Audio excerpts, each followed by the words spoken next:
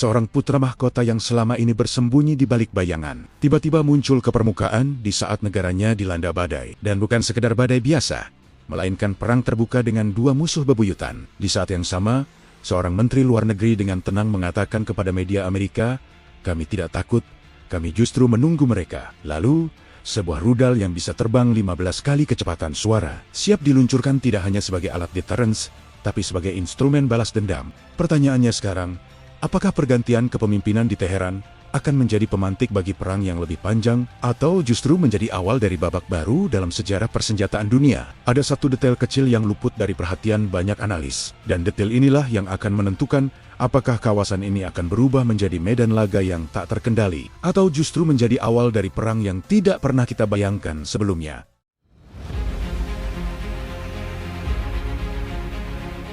Pada tanggal 28 Februari 2026, serangan gabungan Amerika Serikat dan Israel mengubah segalanya. Ayatullah Ali Khamenei, pemimpin tertinggi Iran selama lebih dari 37 tahun, gugur dalam gempuran roket. Sebuah momen yang oleh Pentagon mungkin dianggap sebagai decapitation strike yang sempurna. Namun dalam doktrin militer, memenggal kepala ular tidak selalu membuat tubuhnya mati. Terkadang, justru kepala baru yang lebih ganas yang akan tumbuh. Nama itu adalah Mojtaba Khamenei. Selama ini ia adalah figur misterius, berusia 56 tahun, berjanggut hitam bercampur putih, dengan sorban hitam khas keturunan Nabi.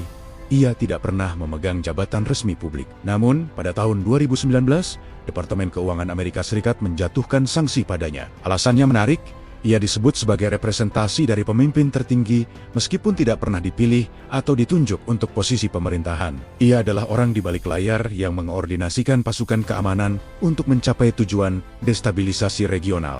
Bayangkan, Anda adalah seorang perwira intelijen di Gedung Putih.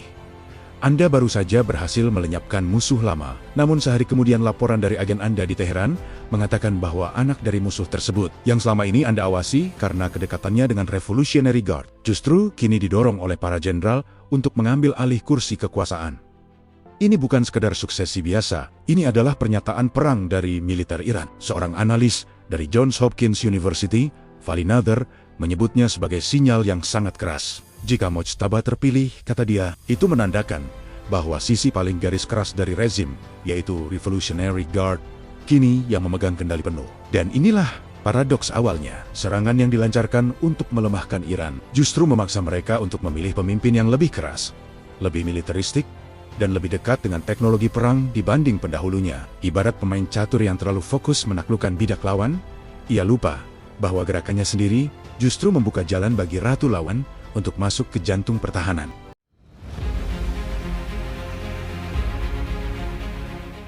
Sekarang mari kita lihat apa yang mungkin terjadi jika mesin perang ini dikendalikan oleh seseorang yang dijuluki sebagai insider sejati oleh para komandan lapangan. Revolusi dalam teknologi militer Iran sebenarnya sudah dimulai jauh sebelum perang ini pecah. Pada bulan November 2022, Iran untuk pertama kalinya mengumumkan rudal hipersonik bernama Fatah, yang berarti sang penakluk. Ketika rudal diperkenalkan, para komandan IRGC dengan bangga mengatakan bahwa butuh waktu puluhan tahun bagi sistem pertahanan manapun untuk bisa mencegat rudal ini. Fatah versi pertama mampu melesat dengan kecepatan 13-15 kali kecepatan suara, atau sekitar 15.000 km per jam, dengan jangkauan 1.400 km, cukup untuk menjangkau seluruh pangkalan Amerika di Teluk dan jantung Israel. Namun pada akhir Februari 2026, tepat beberapa hari sebelum serangan yang menewaskan Khamenei, IRGC mengumumkan sesuatu yang lebih mengerikan. Mereka telah menyelesaikan pengembangan rudal Fatah.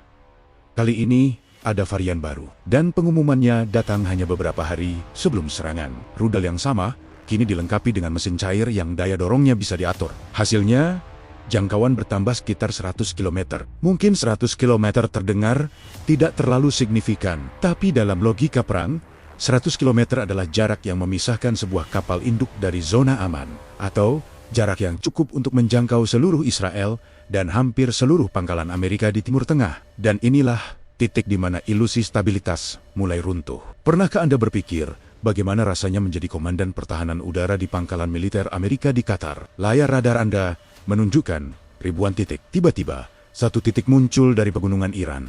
Kecepatannya tidak seperti pesawat biasa. Ia naik ke atmosfer, lalu turun lagi dengan sudut yang tak terduga. Itulah hipersonik. Ibarat petir yang menyambar, Anda hanya bisa melihat kilatnya setelah sambaran terjadi. Disinilah peran Mojtaba Khamenei menjadi krusial. Selama bertahun-tahun, ia disebut sebagai penghubung utama antara kantor pemimpin tertinggi dan korps militer. Ia paham persis di mana letak tombol-tombol kekuasaan dan di mana celah-celah kelemahan musuh. Dalam sebuah laporan yang dideklasifikasi, seorang analis CIA pernah menulis, "Mereka sekarang tahu apa yang tidak boleh mereka ketahui." Kalimat itu merujuk pada insiden tahun 2001 di Laut Cina Selatan ketika pesawat mata-mata Amerika mendarat darurat di China. Sejak saat itu, Iran dan China diam-diam membangun jembatan teknologi.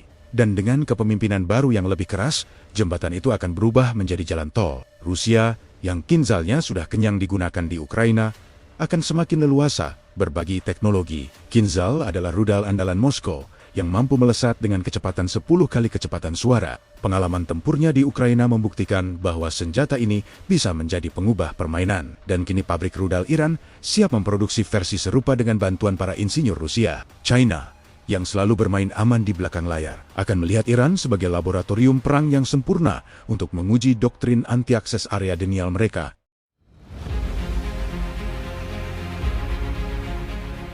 Menteri Luar Negeri Iran Abbas Araghchi dalam wawancara dengan NBC News pada tanggal 4 Maret ditanya apakah ia takut dengan invasi darat Amerika. Jawabannya dingin. Ia berkata, "Kami menunggu mereka karena kami yakin bisa menghadapi mereka dan itu akan menjadi bencana besar bagi Amerika." Pernyataan ini bukan sekedar gertakan sambal. Ini adalah cetak biru dari strategi bertahan yang baru. Jika kepemimpinan baru dipegang oleh Mojtaba Khamenei, seorang figur yang hidupnya sudah ditarget oleh Israel dan Amerika, apa yang bisa ia takutkan lagi? Ia baru saja kehilangan ayahnya dalam serangan 28 Februari 2026 kemarin. Tidak ada yang tersisa untuk diambil darinya, kecuali kekuasaan itu sendiri. Pada saat itulah seluruh asumsi perang modern runtuh. Kapal induk yang selama ini dianggap simbol kekuatan super, tiba-tiba harus berpikir ulang untuk mendekat. Pangkalan-pangkalan udara yang selama ini tak tersentuh, kini harus hidup dalam ketakutan akan serangan hipersonik yang tak bisa dihentikan. Ada satu laporan dari kantor berita Iran yang menyebutkan bahwa para anggota Assembly of Experts mengadakan pertemuan virtual di tengah gempuran. Mereka ditekan oleh Revolutionary Guard untuk segera memilih pemimpin baru. Pilihannya hanya dua, kembali ke figur moderat yang bisa diajak bernegosiasi, atau melipat gandakan taruhan dengan memilih seseorang yang sudah terbukti mampu mengelola mesin perang di saat krisis. Dan jika mereka memilih yang kedua, maka dunia harus bersiap. Israel, melalui Menteri Pertahanannya, Israel Katz, sudah memperingatkan bahwa pemimpin baru Iran akan menjadi target berikutnya. Ancaman ini justru menciptakan lingkaran setan. Semakin keras ancaman dari luar, semakin dalam Iran akan masuk ke pelukan Rusia dan Cina. Semakin cepat mereka mengembangkan Fatah 3, rudal dengan jangkauan yang mungkin akan menembus angka 5.000 km. Dan semakin besar kemungkinan mereka mengambil keputusan fatal, mengubah ambang nuklir dari kemampuan menjadi kebijakan.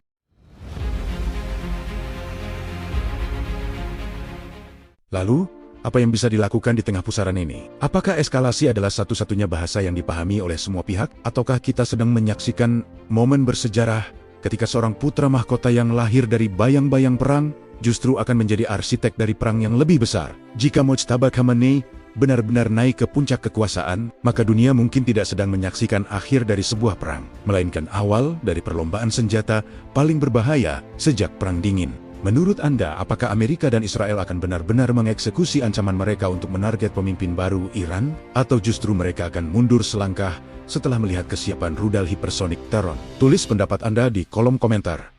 Terima kasih sudah menyimak Dialektika Militer. Kita lanjutkan di episode berikutnya, dan sampai jumpa.